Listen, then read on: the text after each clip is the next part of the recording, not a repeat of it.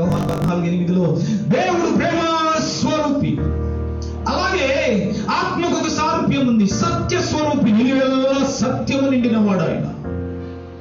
God is true.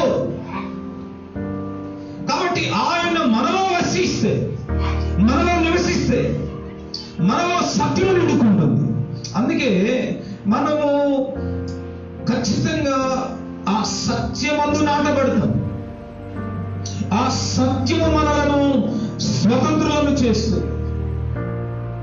ఆ సత్యము మనలను ఇక్కడ సత్య స్వరూపము ఆత్మ వచ్చినప్పుడు మిమ్ములను సర్వ సత్యములోనికి నడిపిస్తుంది. కాబట్టి ఆయన మనలో నివసించాలి అని అనుకుంటున్నాడు. అందుకే ఇక్కడ యేసు ప్రభు వారు ప్రార్థన చేస్తున్నాడు. ఆ ఆత్మ అనుగ్రహించబడినప్పుడు లోకం మాత్రం ఆయన చూడదు, ఆయన ఎరుగదు కనుక ఆయన పొందనేరదు. మీరు మాత్రం ఆయన ఎరుగుతారు.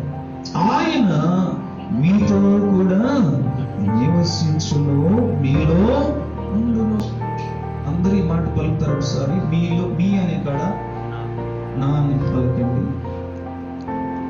నాతో కూడా చెప్పండి. నాతో కూడా నివసించును, నాలో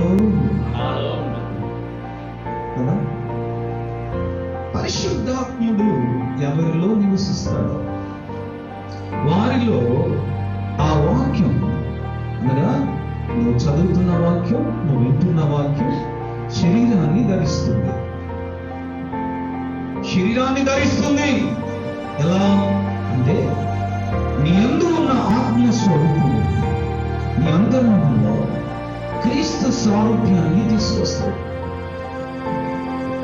బైబిల్లో మాటగా రాస్తుంది. 2 కొరింథీ పత్రిక 7వ అధ్యాయము 17వ వచనం 18వ వచనం. 2 Corinthians 3:17-18. ప్రభువే ఆత్మ, లార్డ్ హిస్ స్పిరిట్. ప్రభు యొక్క ఆత్మ ఎక్కడ ఉండునో అక్కడ స్వాతంత్రం ఉంటుంది. మనందరమును ముసుగు లేని ముఖముతో ప్రభు యొక్క మహిమను అర్థమవలే ప్రతిఫలింప చేయొచ్చు, మహిమ నుండి అధిక మహిమను పొందొచ్చు. ప్రభువు ఆత్మ చేత ఆ పోలికగానే మార్చబడుతున్నాం. అక్కడ కింద ఫుట్ నోట్స్ లో ఆత్మయగు ప్రభువు చేత ఏముంది? ఆత్మయగు ప్రభువు చేత. ప్రభువు పరలోకానికి కొనిపోబడ్డాడు.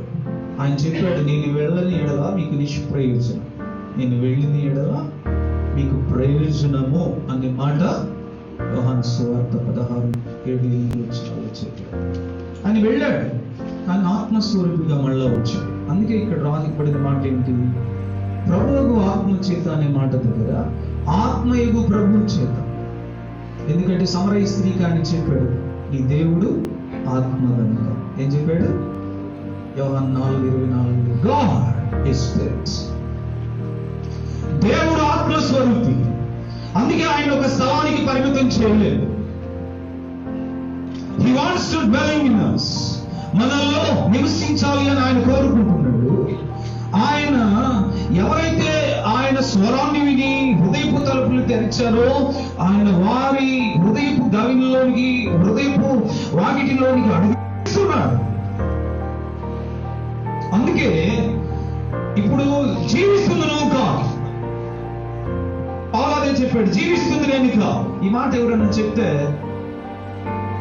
ఎవరికైనా చెప్పేవానుకో, నేను ఒకప్పుడు మనిషిని కాదండి ఇప్పుడు అన్నామనుకో, ఎవరో నీకేమన్నా కదా. పౌలు అదే చెప్పాడు. గలతీ 2:20 ఏమన్నాడు?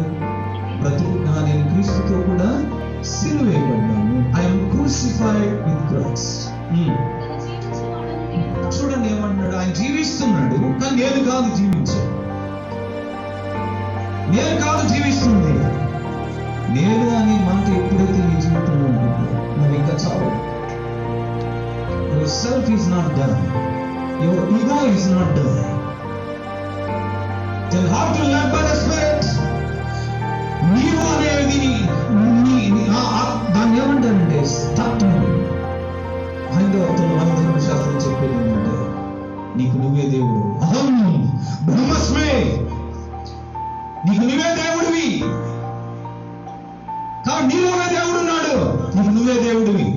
కాబట్టి మానవ సేవే మాధవ సేవ. అందుకే కదా ఈ డిచ్కి బాబాలు పుట్టుకొస్తుంది. ఆడెవడు?